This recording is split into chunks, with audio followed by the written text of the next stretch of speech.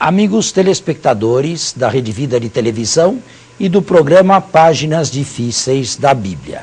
Nós estamos acabando o ano e acabando também o Evangelho de São João. Estávamos conversando agora, antes do início do programa, este Evangelho foi ao ar regularmente, semanalmente, desde junho. Ou julho. De junho de 2012. De 2012. Nós estamos no final de novembro de 2013. Portanto, 1 ano e meio para vermos um evangelho, mas também versículo por versículo e às vezes palavra por palavra. Não é verdade? E foi muito bom, porque nos levou também a discutir outros temas, abrimos para tantas outras coisas Hoje nós temos aqui a equipe novamente completa. De vez em quando, acho que o telespectador já está acostumado, um ou outro sai por viagens e negócios e outras coisas mais, mas o programa é sempre o mesmo. E agora, como já sabem, no horário nobre, domingo, às 13h30 da tarde. Bem, nós estávamos falando sobre a ressurreição. Isso. E, se não me engano, Ailton, estávamos só nós dois no último programa, não é? O senhor concluiu falando sobre o evento, dados, fatos e as interpretações. O senhor tinha dado uma interpretação sobre isso, tinha fatiado um pouco essa... Eu posso retomar isso aqui rapidamente? Acho que para dar uma continuidade, porque o senhor tinha concluído. O evento é um fato passado, que, como tal, não se repete nunca mais. A história é um contínuo e o passado é passado. Nem Deus modifica mais o meu passado. O que foi não pode deixar de ter sido feito. O evento é isto. Agora, os dados são aquelas realidades, ou melhor, aquelas investigações que me possibilitam chegar o mais possível do evento. Se os dados forem abundantes ou suficientes, eu poderei de alguma maneira reproduzi-lo através do fato. Agora, se os dados são insuficientes ou são muito poucos, não há mais possibilidade de reproduzir o evento nem de longe. A ressurreição é já uma interpretação. Até onde nós vamos? Nós chegamos a pessoas, Pedro, Tiago, Paulo, que afirmaram terem visto Jesus depois de morto, tê-lo visto vivo, tê-lo visto conversando com eles. Nenhum de nós viu. Eles disseram e, portanto, eles apresentaram dados e os interpretaram. De que forma? Ele ressuscitou dentre os mortos. A afirmação ele ressuscitou é uma interpretação. É a interpretação do evento mediante os dados, pelas primeiras testemunhas. Nós não somos eles. Nós estamos numa sequência de 2000 anos. Portanto, hoje, com o texto, você faz uma interpretação à segunda potência. Você faz uma interpretação da interpretação deles.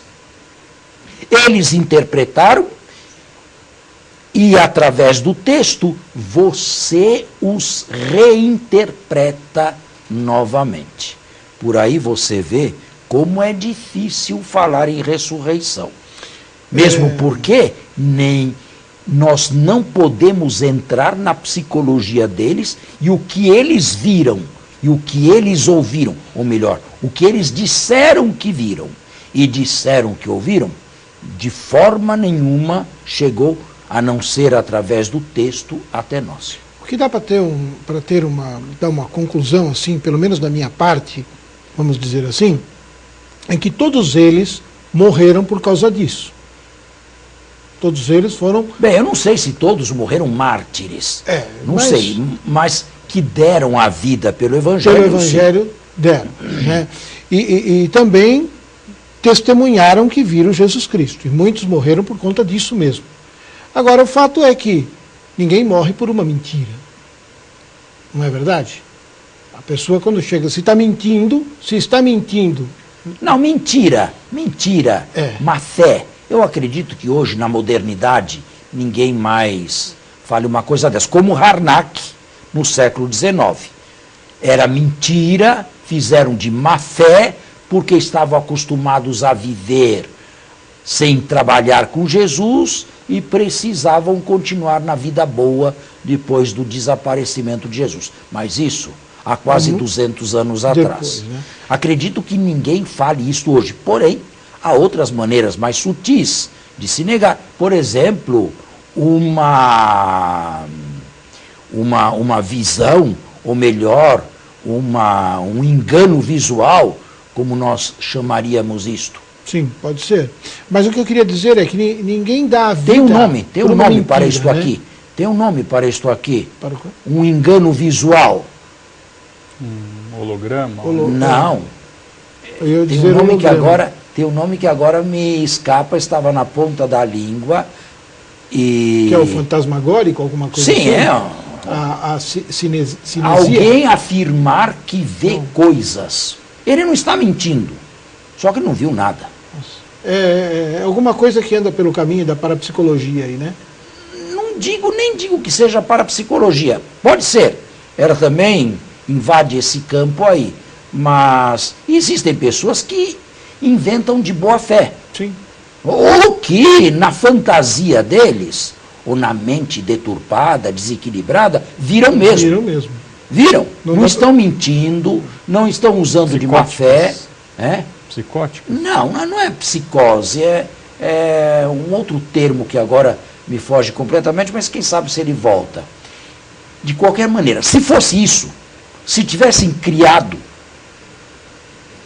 então, provavelmente, teriam criado um Cristo Pantocrator, um Cristo majestoso, todo vestido de branco, senhor da história, mais ou menos como aquele que aparece ao vidente do Apocalipse. Agora, o Jesus das visões ou das aparições é um Jesus muito ligado à terra. É um Jesus que se parece com um viajante, é um Jesus que se parece com um jardineiro, é um Jesus que se parece com um rapaz na praia, muito ligado à terra ainda. Caminhou com os discípulos de Emaús. Exatamente, sem aquela majestade. Portanto, nós podemos deixar de lado essa interpretação também, porque se ela fosse fruto de imaginação, teriam certamente criado um Cristo Pantocrator, como esses que a gente costuma ver em algumas pinturas, em alguns quadros mosaicos, um Cristo majestoso, com a coroa na cabeça, o mundo nas mãos. Não é nada disto as aparições, não é? Aliás, o senhor usou o termo Pantocrator. Fala um pouco sobre isso, então, para esclarecer. Pantocrator significa senhor da história, senhor do mundo, senhor do cosmos, com o mundo na mão. Quem nunca viu isto numa fotografia, não digo uma fotografia, num desenho, numa pintura. Uma pintura, ou então em mosaicos, sobretudo na Europa, onde essas coisas são famosas e medievais, não é? Agora, padre, se nós estamos falando da validade dessas interpretações, se realmente ocorreram ou não, se são fantasia ou não, nós fazemos isso porque, aos olhos da ciência, nem tudo é histórico ou nem tudo pode ser provado. A ressurreição é absolutamente transhistórica, é meta-histórica, porque não se passa neste mundo e não temos nenhum meio empírico para investigar. Então aqui entra a minha pergunta. É possível compreender a nossa fé exclusivamente sob os olhos da razão? Não, porque o que é racional, de certa maneira, não entra no domínio da fé. Fé e razão caminham juntas, não precisam caminhar uma de encontro com a outra, mas são separadas. A fé não é nem irracional, nem racionalista. Ela é suprarracional.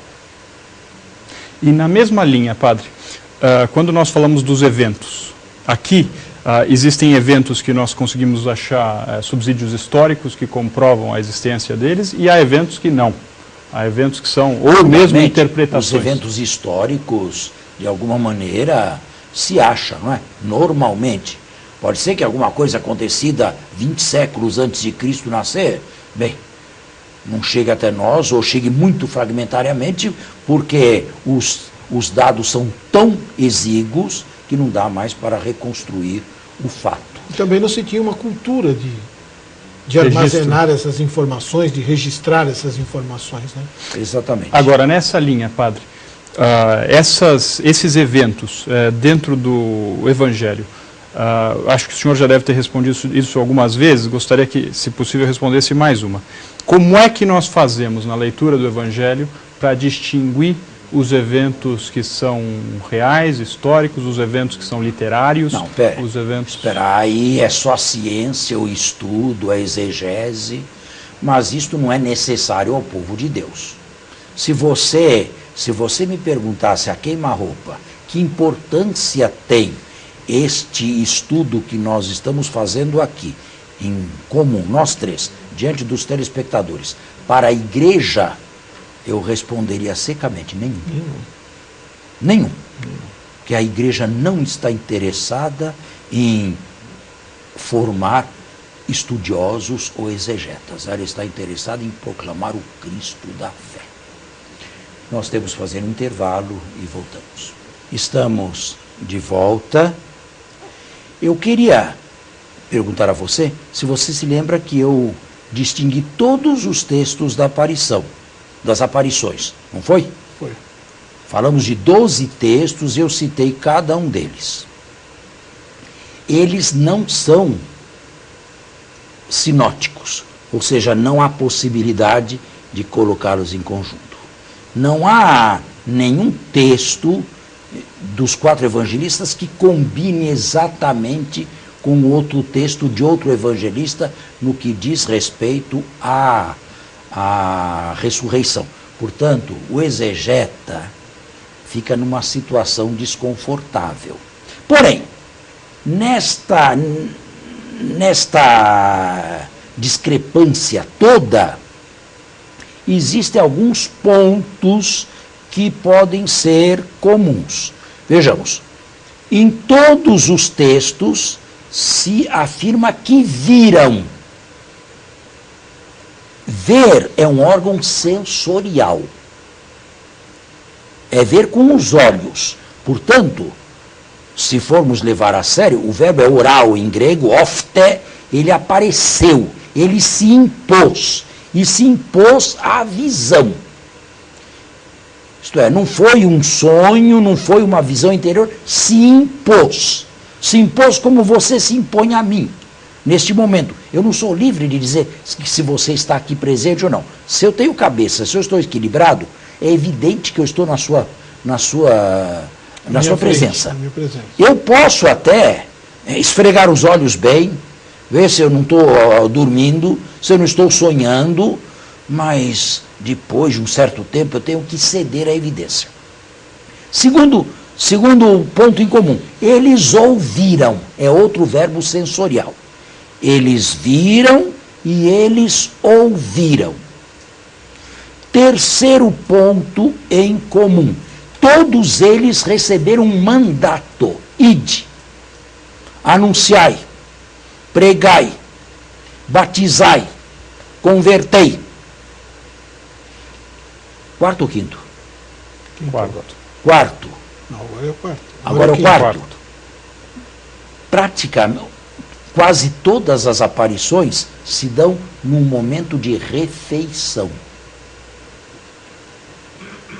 Não são todas, mas a maioria se dá num momento de de refeição, de convívio. E quinto, eu já falei, o Jesus que aparece é um Jesus ainda muito ligado à terra, embora não esteja mais na terra. O que o senhor se refere ao fato de ser na hora da refeição? É um fato. Muitas das aparições se dão enquanto estavam reunidos. À mesa, por exemplo, com os discípulos de Emaús, enquanto tomavam uma refeição, dá-se a ascensão. Tá, você está dizendo sobre o fato. Em geral. Tá bem. Em geral. Sim. Esse não está em todas, certo. Mas não é? Em boa parte. Em boa parte desses relatos. Então, nós temos alguns pontos fixos. Sobretudo, viram, ou disseram que viram, disseram que ouviram, disseram que foram enviados para, e durante uma refeição. Com exceção de Paulo, para quem a luz veio do céu, todos eles viram Jesus na terra. Todos eles. Nenhum viu um Jesus vindo sobre as nuvens, com grande poder, com grande majestade. Nenhum texto da ressurreição transmite o fato, transmite a ressurreição dessa maneira. Agora, podemos continuar nas nossas reflexões a respeito da ressurreição? Podemos. O que nós poderíamos trazer ainda de reflexão aqui para o nosso meio? Afirmaram que ressuscitou, apareceu em primeiro lugar a mulheres, e sobre isto já falamos em programas atrás. Acabei de falar dos verbos sensoriais, que parece que querem dizer que a presença se impôs. Não é que foi criada de alguma maneira. Agora, se você me pergunta, se passasse um fotógrafo por ali, naquele instante, supondo que houvesse fotografia naquela época, se passasse um fotógrafo, se passasse um cineasta, se passasse Caifás, se passasse Pilatos, teria visto? Eu diria não. Eu diria não. Dá-se a ver a quem ele quer. E tem mais. Embora possa ser visto, ouvido, falar, deixa até que o toquem, vejam minhas mãos, meus pés, os fantasmas não têm carne e osso como vedes que eu tenho. Entra com portas fechadas, se materializou. Sai com portas fechadas, se desmaterializou. Portanto, o corpo não é mais regido pelas leis físicas que nós conhecemos. A partir daí, Paulo, sobretudo Paulo, e é a ele que devemos o relato mais antigo da ressurreição, na 1 aos Coríntios, capítulo 15, fala que, bom, em primeiro lugar apareceu, primeiro a Cefas, por último a ele, e depois faz uma teologia do corpo ressuscitado. E fala de um corpo espiritual. Isto é, chega ao limite da linguagem. O que é um corpo espiritual? Parece que são duas palavras que se excluem mutuamente. Se é corpo, como pode ser espírito? Se é espírito, como pode ser corpóreo? Se é espírito, como pode ser corpóreo? Na verdade, Paulo está falando a gregos, a gentios, a pessoas mais familiarizadas com Platão do que com o retroterra judaico, mais familiarizadas com corpo e alma do que com uma unidade só, o judaísmo e a antropologia judaica. Porém, mesmo chegando perto dos gregos e da cultura grega, corpo espiritual, sublinha espiritual, Paulo não deixa de dizer corpo. Isto é, ele fala gregos, mas ele é judeu. Ele fala gregos, mas ele tem um retroterra, um background judaico, para o qual a ressurreição é ressurreição corpórea, como nós já falamos aqui e como se entendia no período do judaísmo do segundo tempo. Corpo espiritual. Isto é Paulo. Agora, Lucas talvez tenha reagido contra um excesso de paulinismo, um excesso de espiritualismo. Tocai-me, vede, um fantasma não tem carne nem ossos. Tendes alguma coisa a comer? Deram-lhe um peixe assado e comeu na frente deles. Talvez tenha sido uma reação lucana, salutar, a um excesso de espiritualismo paulino. Mas estão vendo que uns e outros afirmam que a ressurreição se impôs, mas o corpo é diferente. E aqui nós temos que encerrar o nosso programa hoje, porque o nosso tempo está encerrado. Muito obrigado e até a próxima. Até a próxima semana, até o próximo domingo, se Deus quiser. Um bom domingo a todos e até nosso próximo programa.